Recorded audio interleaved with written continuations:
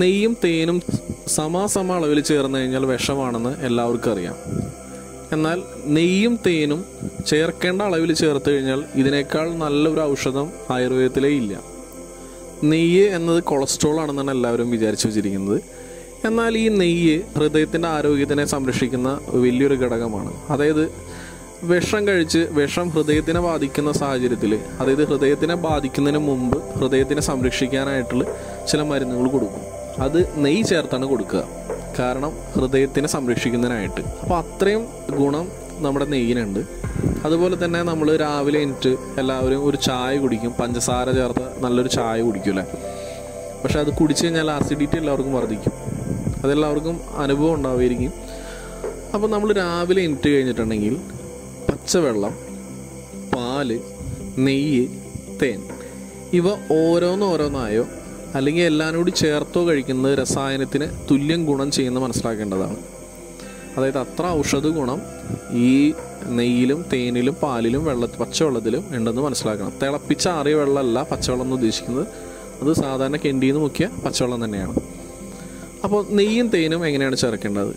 അതായത് പണ്ടത്തെ അവൈലബിലിറ്റി അനുസരിച്ച് തന്നെ ആയിരിക്കണം ഈ നെയ്യും തേൻ്റെ അനുപാതം നിശ്ചയിച്ചിരിക്കുന്നത്. നമ്മളൊരു ആയുർവേദത്തിൻ്റെ ഏതെങ്കിലും ഒരു ലേഹ്യത്തിൻ്റെ ഒരു ടിന്നെടുത്ത് നോക്കിയാൽ അതിൽ കാണാം, അതിൽ നെയ്യും തേനും മിക്കവാറും ചേർത്തിട്ടുണ്ടാവും.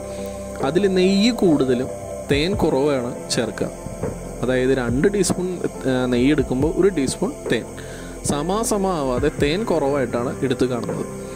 അതായത് അന്നത്തെ അവസ്ഥയിൽ പഴയ കാലത്ത്, അതായത് ആയുർവേദം എഴുതപ്പെടുന്ന കാലഘട്ടത്തിൽ പാലും നെയ്യും എല്ലാം വളരെയധികം അവൈലബിൾ ആയിരിക്കും. എന്നാൽ തേൻ അത്രയ്ക്കധികം കിട്ടുന്ന, അതായത് ഇന്നത്തെ പോലെ തേനീച്ച വളർത്തലൊന്നും ഇല്ലാത്തൊരു കാലഘട്ടമായിരിക്കും അത്. അപ്പോൾ അതിൻ്റെ പേരിൽ തേൻ അത്രയധികം കിട്ടുന്ന ഒരു കാലഘട്ടമായിരിക്കില്ല. അതുകൊണ്ട് തന്നെ തേൻ വളരെ കുറച്ച് മാത്രമാണ് ഉപയോഗിച്ച് കാണുന്നത്. അതായത് നെയ്യ് ഉപയോഗിക്കുന്നതിൻ്റെ കുറവായിട്ടാണ് തേൻ ഉപയോഗിച്ച് കാണുന്നത്. എന്നാൽ നേരെ തിരിച്ചുപയോഗിക്കുന്നതുകൊണ്ട് യാതൊരു ദോഷമില്ല. അതായത് തേൻ കൂടുതലും നെയ്യ് കുറവായിട്ട് ഉപയോഗിച്ചെന്ന് വെച്ചാൽ ദോഷമില്ല. പക്ഷെ ശരിയായ രീതി നെയ്യ് കൂടുതലും തേൻ കുറവായിട്ട് യോജിപ്പിക്കുന്നതാണ്. അപ്പോൾ നിങ്ങൾ രാവിലെ എണീറ്റിട്ട് ഇത്തിരി പച്ചവെള്ളം ഒഴിക്കുക, അതിൽ ഒരല്പം നെയ്യ് ഒഴിക്കുക, അതിൽ കുറവ് തേൻ ചേർക്കുക, അതുപോലെ ഇത്തിരി പാലും ചേർക്കുക. ഇത് ചായക്ക് പകരം ഉപയോഗിക്കുകയാണെന്നുണ്ടെങ്കിൽ വളരെ ഗുണം ചെയ്യുന്നതാണ് നിങ്ങളുടെ ശരീരത്തിന്. എന്നാൽ നിങ്ങൾ കൊളസ്ട്രോളൊക്കെ ഉള്ള ആളാണെന്നുണ്ടെങ്കിൽ അതൊരു ഡോക്ടറുടെ നിർദ്ദേശപ്രകാരം അല്ലെങ്കിൽ ഒരു ആയുർവേദ വൈദ്യൻ്റെ നിർദ്ദേശപ്രകാരം മാത്രം നെയ്യ് ഉപയോഗിക്കുക. കാരണം ചില രോഗികളിൽ നെയ്യ് ഗുണദായകമല്ല എന്ന് മനസ്സിലാക്കേണ്ടതാണ്. അതുപോലെ തേൻ ഉപയോഗിക്കുന്നവർ ഒറിജിനൽ തേൻ തന്നെ നോക്കി ഉപയോഗിക്കേണ്ടതാണ്. ഒറിജിനൽ തേനല്ലാതെ പഞ്ചസാര ലായനിയൊക്കെ കലക്കി ഉപയോഗിക്കുന്ന തേനുകളുണ്ട്. ഇതെല്ലാം ഉപയോഗിച്ച് കഴിഞ്ഞാൽ നിങ്ങളുടെ ഷുഗറൊക്കെ വർദ്ധിക്കാനും വളരെ ശരീരത്തിന് ബുദ്ധിമുട്ടുണ്ടാകാനൊക്കെ കാരണമാകും. അതുകൊണ്ട് വിശ്വസനീയമായ സ്ഥലങ്ങളിൽ നിന്ന് മാത്രം തേൻ വാങ്ങി ഉപയോഗിക്കേണ്ടതാണ്. ഇതിലേറെ കൗതുകകരമായുള്ളൊരു കാര്യം, നെയ്യും തേനും സമാസമം ചേർത്ത് വിഷമാവുകയും അതിന് പരിഹാരമായുള്ളൊരു മരുന്നും ആയുർവേദത്തിൽ എവിടെയും നിർദ്ദേശിച്ച് കാണുന്നില്ല. അത് ഒരുപക്ഷെ ഞാൻ കാണാതെ പോയതാകാം. പക്ഷേ നെയ്യും തേനും സമാസമം ചേർത്ത് വിഷമാകുന്നതിന് ഒരു പരിഹാരമായിട്ടുള്ള ഒരു വിധി ഞാൻ എവിടെയും കണ്ടില്ല. പക്ഷേ എന്നാലും പഴമക്കാർ വെറുതെ ഒരു കാര്യം പറയില്ല, അവർക്ക് അനുഭവമുള്ളൊരു കാര്യം മാത്രമായിരിക്കുള്ളൂ അവർ എഴുതുക. അപ്പോൾ ആയതുകൊണ്ട് നെയ്യും തേനും പരമാവധിയും സമാസം അളവിൽ ചേർക്കാതെ വ്യത്യസ്തങ്ങളായ അളവിൽ ചേർത്ത് ഉപയോഗിക്കേണ്ടതാണ്. നിങ്ങൾ പല പ്രയോഗങ്ങളിലും നെയ്യും തേനും ചേർന്ന് കണ്ടിട്ടുണ്ടാവും. ഒരുപക്ഷെ ഇത് അറിയാവുന്നതിൻ്റെ പേരിൽ നിങ്ങളത് പ്രയോഗിക്കാതിരിക്കുന്ന ആൾക്കാരുണ്ടാവുമായിരിക്കാം.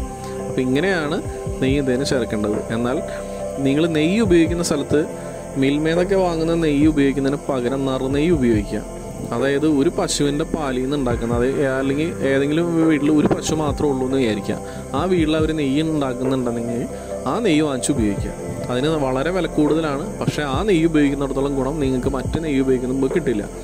കാരണം മിൽമ നെയ്യിലോ അങ്ങനെയുള്ള മറ്റ് നെയ്യുകളിൽ എന്താ പ്രശ്നം എന്ന് വെച്ചാൽ പലതരം പശുക്കളുടെ ഉണ്ടാവും. ജേഴ്സി ഉണ്ടാവും, ഹോളിസ്റ്റീൻ ഫ്രീഷിൻ്റെ ഉണ്ടാവും, HF-ൻ്റെ ഒക്കെ ഉണ്ടാവും, ആടിൻ്റെ ഉണ്ടാവും, എരുമയുടെ ഉണ്ടാകും. അപ്പോൾ അങ്ങനെ പലതരത്തിൽപ്പെട്ട ജീവികളുടെ പാലിൽ നിന്ന് ഉണ്ടാക്കുന്ന നെയ്യായിരിക്കും. അപ്പോൾ ആ നെയ്യിന് ഗുണം വ്യത്യസ്തമായിരിക്കും. ആയുർവേദത്തിൽ പറയുന്ന നെയ്യ് ഒരു നിറമുള്ള പശുവിൻ്റെ, ഏതെങ്കിലും ഒറ്റ നിറമുള്ള പശുവിൻ്റെ നെയ്യിനും പാലിനുമാണ് ഏറ്റവും ഗുണം. അതായത് HF-നൊക്കെ പല നിറമാണ്. അപ്പം അങ്ങനെയുള്ള പശുക്കളുടെ പാലിന് ഗുണം കുറവാണെന്നാണ് പറയുന്നത്. ഗുണമില്ല എന്നല്ല, ഗുണം കുറവാണെന്നാണ് ആയുർവേദത്തിൽ നിർദ്ദേശിച്ച് കാണുന്നത്.